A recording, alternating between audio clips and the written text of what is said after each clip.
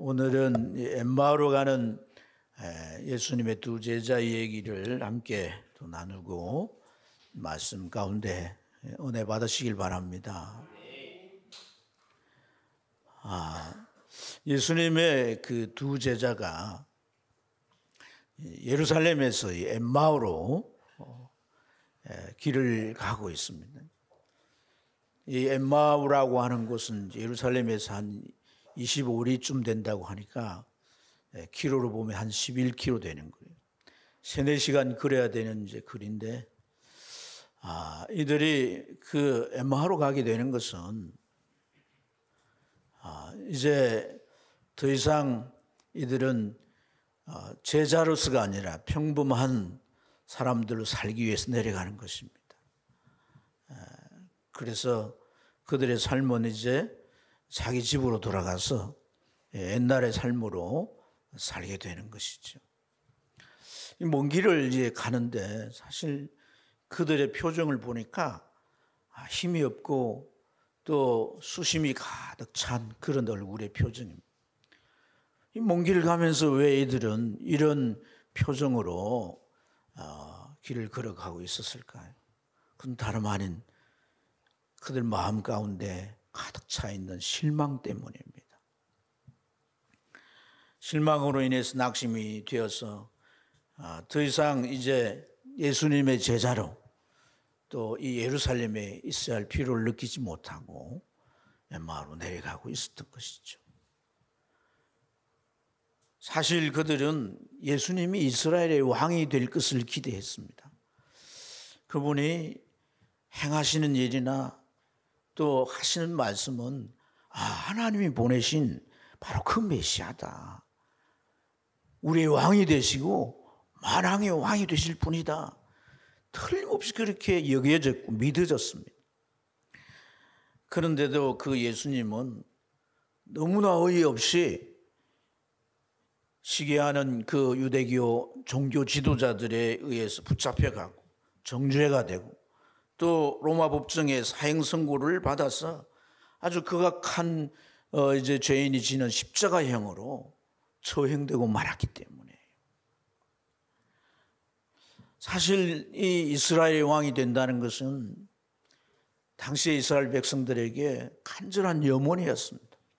왜냐하면 로마의 압제하에 있었던 이스라엘 백성들은 그 로마의 폭정에 견딜 수가 없었습니다.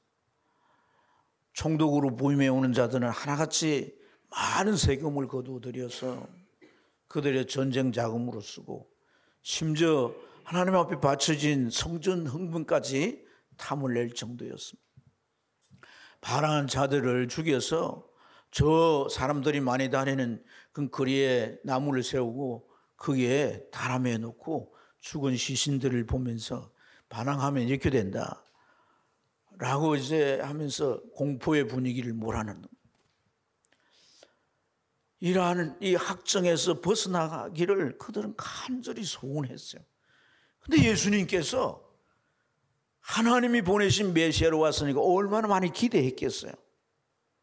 그런데 그 예수님은 장 맥없이 잡혀가서 재판을 받고 그리고 아주 반역자 정치범으로 몰려가지고 십자가형으로 죽었으니까 그들의 그 상실감, 그 실망은 그야말로 적지 않았던 것입니다. 여러분, 오늘 이들의 이 표정 속에 슬픈 표정을 띄었다. 그들의 심정을 잘 나타내주고 있습니다. 우리가 인생을 살아가면서 실망할 때가 있지 않습니까, 여러분? 기대한 일이 어이없이 어그러졌을 때 우리는 실망하게 됩니다. 그 기대가 산만큼 높으면 실망 또한 큽니다. 특별히 우리가 신앙생활을 하면서 우리에게 찾아오는 실망감이 있는 거예요. 교회라는 곳은 사람이 모이기 때문에 그들마다 다 성향이 있고 그 성향의 색깔이 다릅니다. 내뱉는 말이라든지 어떤 표정에 의해서도 우리가 상처를 받을 수도 있고 마음이 상할 수도 있어요. 그래서 심지어 교회마저 다니고 싶지 않는 그런 마음이 마음속에 가득 들 때가 있습니다. 뿐만 아니라 하나님 앞에 뭔가 간절한 소원이 있어서 기도를 했는데 아무리 오랜 시간 기도를 해도 하나님이 들으시는 건지 안 들으시는 건지 문제는 해결되지 않고 마음이 답답해 있으면 그분과의 관계를 의심하게 되고 또 마음에 실망감이 가득 차서 오늘 이 엠마오로 내려가는 사람들처럼 우리 신앙이 내려갈 수 있는 거예요. 근데 우리가 내려가면 세상으로 내려가는 건데 그 한 발짝 한 발짝 내려가면 참 이상하게도 우리 마음이 뭔가 내가 이 마음을 달랠 수 있을 것 같고 이 적적함을 해결할 수 있는 것 같고 뭔가 위로가 된 듯한 우리가 그런 이제 느낌을 받을 수가 있습니다. 하지만 그 세상을 내려가는 동시에 우리는 누구의 영향력 아래 있게 되는 것입니까? 악한 사단은 때를 놓치지 않고 우리를 에워싸고 포획하려고 한다는 사실을 우리가 반드시 기억해야 할 줄로 믿습니다. 어떤 계기로 우리가 정말 주님을 멀리하고 가면 갈수록 그것이 멀어지면 멀어질수록 주님 앞에 또한 돌아오는 길도 어렵고 돌아오는 그 길에도 사실 장애물이 많은 거예요. 그래서 가다가도 멈춰서 돌이키는 은혜가 있기를 주의 이름으로 축원합니다. 오늘 이 엠마오로 가는 두 제자, 이 두 제자를 누가 가장 슬퍼할까요? 예수님이 가장 슬퍼하십니다. 우리는 성도가 이렇게 주일날 빠지고 가서 알아보니까 교회를 안 나가겠다 이러면 인간관계 때문에 섭섭해하고 목사도 또 교인 하나 이렇게 안 나오니까 그런 것들로 인해서 마음이 상할 수도 있지만 예수님 그렇지 않습니다. 자기의 목숨을 우리의 죄값으로 대신 지불하시고 자기의 생명을 주고 우리를 구원하셨기 때문에 자기 생명과 나를 바꾸신 것입니다. 죄로 인하여 저 지옥으로 떨어져 가고 있는 우리를 자기의 생명을 바쳐 구원해 주신 것이에요. 생명보다 소중하기 때문에 우리가 그렇게 세상으로 내려가는 것을 보면 예수님은 너무나 슬퍼하시고 가슴 아파하신다는 사실을 우리가 알아야 하겠습니다. 근데 여러분, 오늘 예수님은 이렇게 슬퍼하고만 계실까요? 우리가 읽은 이 말씀에는 그렇지 않습니다. 예수님은 엠마오로 가는 이 두 제자를 찾아오셨다는 사실이에요. 길을 가는 두 사람 곁에 주님은 동행하십니다. 아이들은 예수님인지 알아차리지 못했어요. 그러면서 지난날 3일간 있었던 예수님에게 일어났던 그러한 일을 서로 얘기하고 있었습니다. 예수님은 이들을 찾아오신 것입니다. 자연스럽게 이들 대화에 끼어들으셨습니다. 저희가 길을 가면서 지금 주고받는 얘기가 무엇이냐? 이렇게 주님이 물으시는 거예요. 두 사람 중에 글로바라고 하는 제자가 슬픈 표정으로 당신은 예루살렘의 재료에 있으면서 요즘 된 일을 어찌 혼자만 모르시오? 그래서 예수님께서 그게 무슨 일이냐고 이렇게 아주 모른 체하고 물으십니다. 그가 대답하기를 그것은 나사렛 예수에 대한 일이요. 그는 하나님과 모든 백성 앞에서 말과 일에 능한 선지자였어요. 그래서 우리는 우리 이 민족을 속량할 구원할 자라고 하는 것을 우리는 확신했어요. 하지만 우리의 대제사장들과 관리들은 사형 판결로 몰아서 로마 법정에 넘겨주고 십자가형으로 그를 처형해 버렸어. 모든 기대가 무너지고 우리의 소망이 다 끝나고 말았어. 그런데 우리 중에 어떤 여인들이 새벽에 무덤에 갔다가 그 시신을 업고 천사가 나타났는데 그가 다시 살아났다고 말을 했어요. 그 말을 우리가 놀랬지만은 무슨 그런 일이 있겠는가 생각하고 그냥 우리는 엠마오로 간다는 겁니다. 예수님이 십자가에 처형이 됐지만은 그리고 장사되어 무덤에 묻혔지만은 예수님이 다시 부활하셨다는 거죠. 다시 사셨다는 거죠. 그들과 함께한 사람들의 입으로 그 목격자의 증언을 들었지만은 이들은 믿을 수가 없고 믿지 못하여서 결국 자기 집으로 돌아가고 있었던 겁니다. 더 안타까운 것은 바로 그 부활하신 주님께서 곁에서 동행하시면서 그들과 대화를 주고받는데도 이분이 부활하신 예수님인 줄 전혀 알아차리지 못하고 있었다는 거예요. 왜일까요? 부활하신 주님을 이들이 알아차리질 못했습니다. 그럴 수 있다고 생각합니다. 왜냐하면은 예수님의 사도로 선택된 도마 역시도 자기가 부활해 주신 주님을 만나지 못했다고 어떤 말을 했습니까?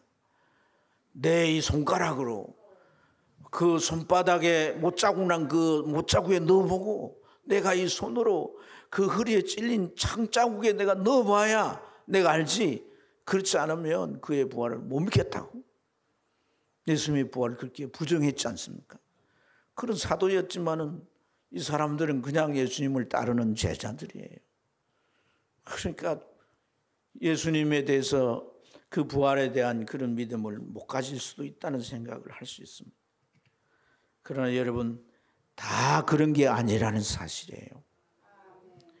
이들의 말처럼 새벽에 무덤에 가서 그 이제 예수님의 시신에 유황을 바르고 그 몸을 이제 깨끗하게 그 시신을 하기 위해서 갔던 그 여인 중에 마리아라고 하는 그 여인을 경우 살펴보면 이 여인이 어떻게 반응하는 것을 알 수 있습니다. 그가 예수님의 시신이 없어졌다고 말할 때 슬퍼하게 되죠.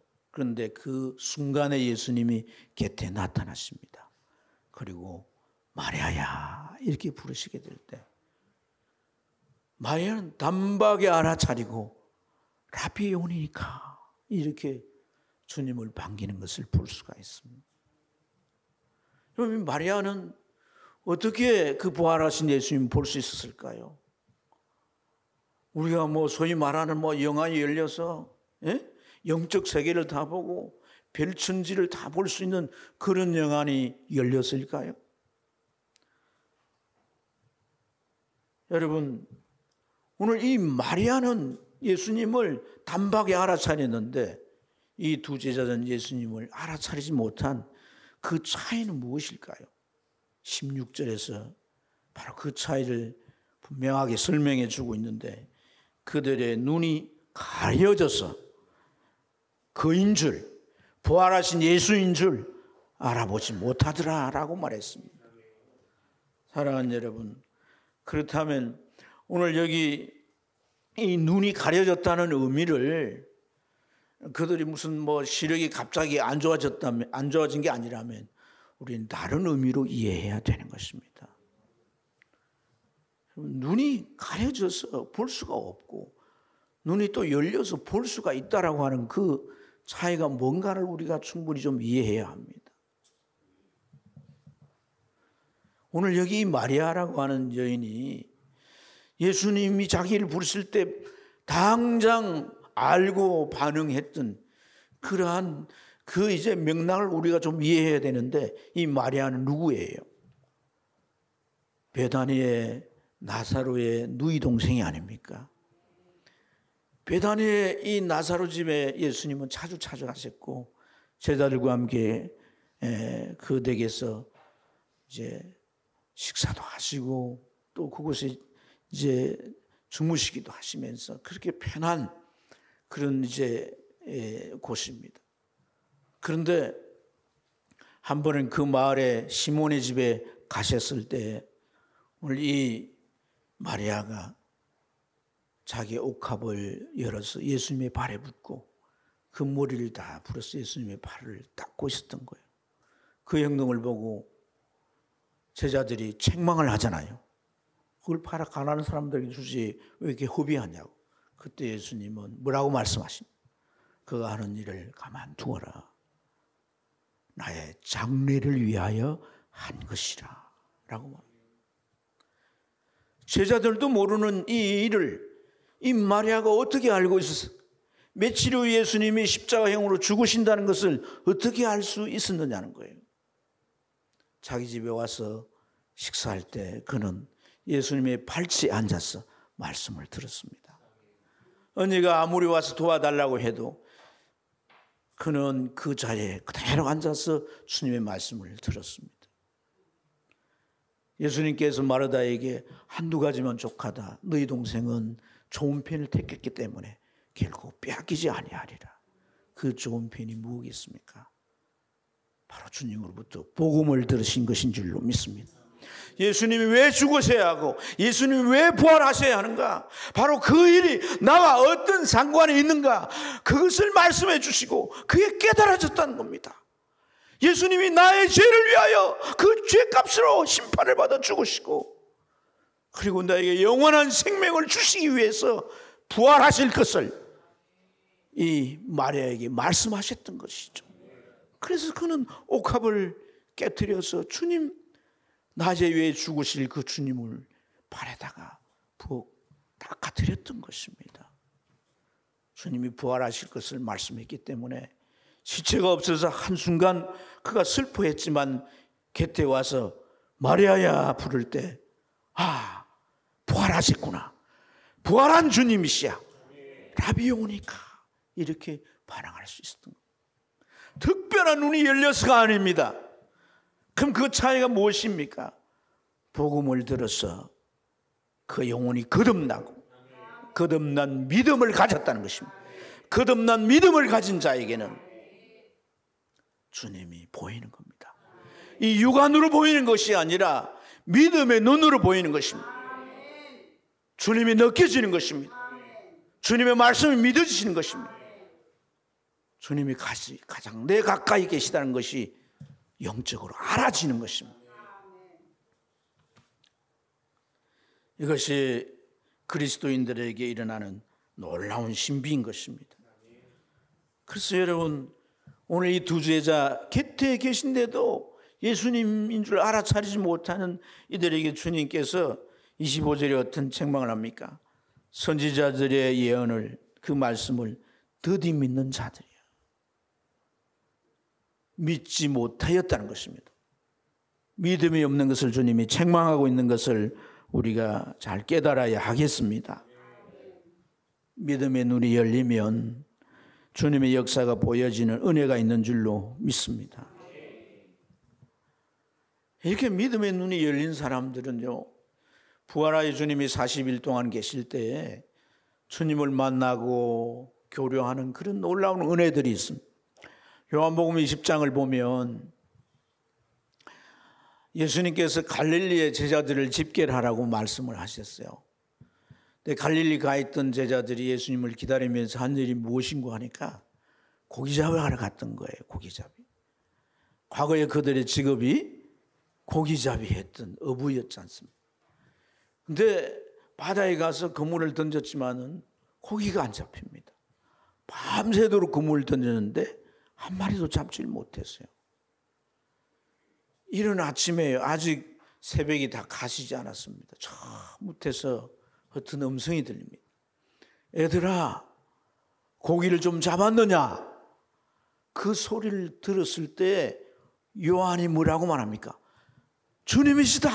이렇게 말합니다. 말만 들었는데 사람이 아직까지 새벽이라서 보이지 않는데도 주님이시다!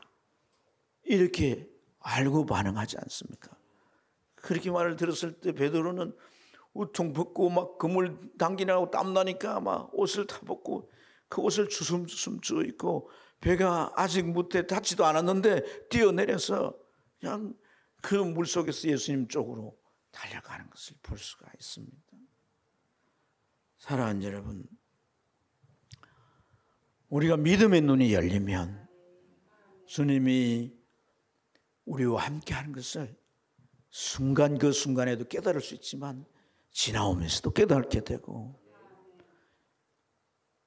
이러한 것이 또한 더 한 단계 발전해서 여러분, 소자에게 한 것이 나에게 하는 것이라. 주님이 우리를 상급 심판하실 때 그렇게 말합니다. 너희가 내가 굶주렸을 때 먹을 걸 주었고, 헐벗었을 때 입을 걸 주었다. 병들었을 때 내게 찾아와서 나를 위로하고 나를 문안해 주었다. 언제 우리가 그랬습니까? 소자에게 하는 것이 나에게 하는 것이다. 어렵고 힘든 이웃을 찾아가서 그렇게 하는 것이 주님이 받으셨다는 것이에요. 이것이 믿음의 세계에서 가능할 수 있는 일이에요. 불쌍해서 처량해서 내가 좀 있으니까 없는 너를 좀 돌본다, 이런 게 아닙니다, 여러분. 주님처럼 여기고 섬기는 것이에요. 주님처럼 여기고 그 사랑을 베푸는 것이에요. 그럴 때 주님이 다 받으시는 것이죠. 할렐루야, 할렐루야. 사랑하는 여러분, 오늘 이제 이 두 제자와 함께 엠마오의 길을 계속 걸어가면서 예수님 말씀을 나누었습니다. 이 엠마오에 다다르자 두 제자는 예수님을 자신의 집에 초대합니다. 초대해서 이제 중요한 것은 배가 고프니까 음식을 준비해서 나누게 되는데, 유대 사회는 통상적으로 그 문화가 그렇습니다.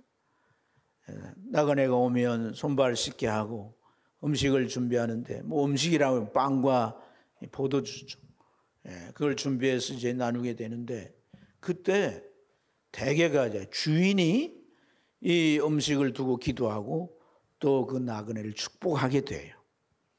그런데 이번에는 예수님께서 축복 기도를 하시는 거예요. 떡을 들고 주님께서 하늘을 우러러서 축복 기도를 합니다. 떡을 떼어서 이 두 사람에게 나누어 줄 때 이들이 그걸 받아 먹는 순간에 눈이 열리게 되고 예수님인 것을 알아차리게 돼요. 그 순간 예수님이 그들 곁에서 사라지게 된 것이죠.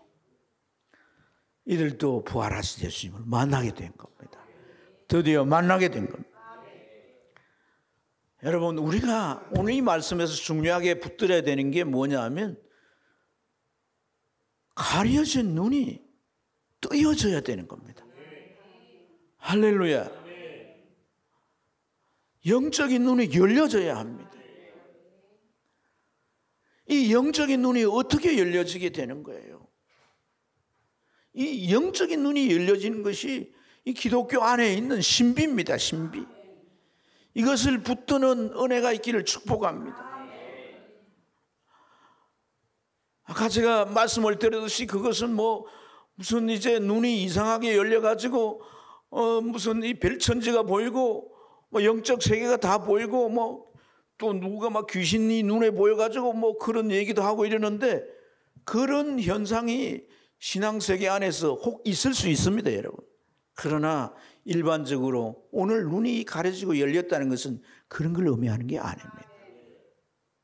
믿음의 눈이 열려지는 걸 말한다는 겁니다. 이 믿음의 눈이 어떻게 열려지는가? 자, 주님께서 이 미련한 자들아, 선지자의 말을 더디 믿는 자들아 하면서 주님이 책망을 하셨는데, 그러면서 주님 그들과 함께 길을 가면서 모세 이야기와 선지자들의 이야기, 그 모든 말씀 속에서 자기에 대하여 예언하는 것들을 낱낱이 풀어서 전해 주셨다는 거예요. 구약 성경에 예수님에 대한 예언들이, 예수님에 대한 직접적인 예언은 말할 것도 없고 예표와 예시가 엄청나게 많이 기록되어 있습니다. 특별히 이사야 선지자는 이사야 53장에 그라고 하는, 예수님을 그라고 하는 표현을 써서 3인칭을 써서 어떻게 말합니까?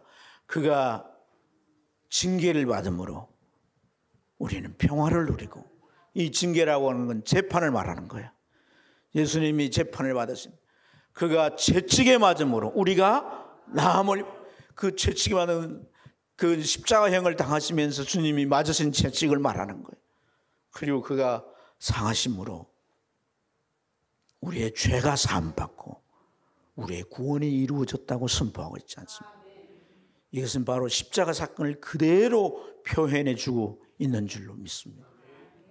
사랑하는 여러분, 오늘 이들이 32절에서 뭐라고 말합니까? 길에서 우리에게 말씀하실 때, 우리에게 성경을 풀어주실 때 우리 속에 마음이 어떻게 했다고? 뜨겁지 아니하냐. 뜨겁지 아니하냐. 뜨겁지 아니하냐. 복음이 전해질 때 우리 마음이 뜨거워지는 거예요.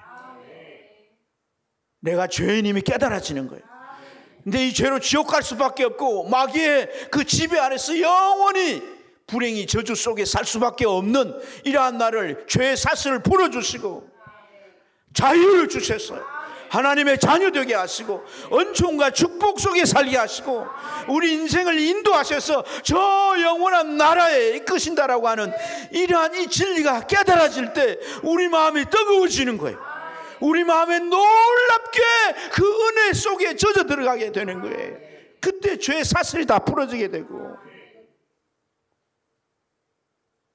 그 순간 우리는 하나님의 자녀로 거듭나는 놀라운 역사가 있게 되는 줄로 믿습니다.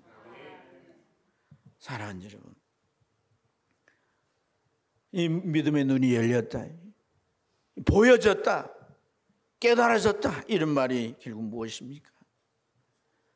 오늘 이 두 제자들에게는 예수님이 죽으심과 부활은 우리의 민족들을 이 민족이 이 로마 압제에서 해방되는 것보다 더 중대한 일이고 더 시급한 일이고 절대적인 필요구나.